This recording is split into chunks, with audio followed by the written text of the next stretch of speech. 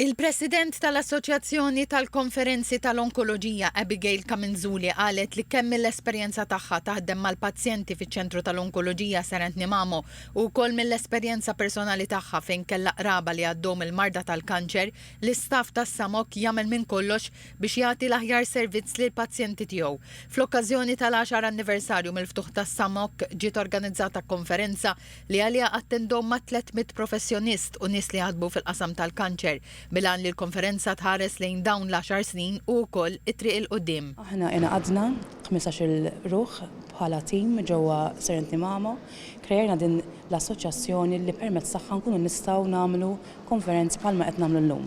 Illum qegħdin inħarsu minn fejn ġejna aħna 10 snin ilu tlaqna mill-Isptar Boffa fejn imxejna għal Serent Nimamo u da ma kienx ifisser biss li biddilna l-indirizz, imma kien ukoll ifisser li tagħna l-għodda biex inkomplu navvanzaw fis-servizz għal pazjenti tagħna. Id-Direttur tal-Kura tal-Kanċer Dr. Danika Marmara tkellmet fuq id-differenza fil-kura li tingħata lill-pazjenti bil-marda tal-kanċer minn 10 snin ilu sal-lum. Niftakar 10 snin ilu konna nittrattaw il-pazjenti tip ta' trattament li kien bażiku, imissa f'dawn l-aħħar 10 snin daħalna equipment ġdid bħal MR Linek li jagħti trattament ta' radioterapija bi preċiżjoni kif ukoll qed naħdmu fuq affarijiet bħal li ndaħlu brachytherapy għal kanċer tal-ġinekoloġija kif ukoll ħloqna servizzi bħal ir-rwol ġdid ta' nurse navigator li gwida l-pazjent tul il-proċess minn dijanjosi ta' trattament u anke wara trattament. Dr. Marmara qalet li fost is-servizzi li komplu jiżviluppaw f'dawn l-10 snin kien hemm sistema ta' fast track għal min ikollu suspett li għandu l-kanċer biex il-proċess għall-kura jibda malajr u wkoll programm li jissejjaħ Survivorship Program għal pazjenti wara li jispiċċaw il-kura.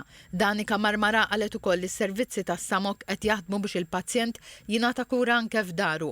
Il-Ministru tas-Saħħa Ġewett Jenabela ħabbar investiment tal-Gvern għall-10 snin li ġejjin. Fl-10 snin li ġejjin aħna lesti li ninvestu 100 miljun euro fuq medda ta' 10 snin sabiex ikollna electronic medical record wieħed holistiku li iservi s-servizzi kollha tas-saħħa.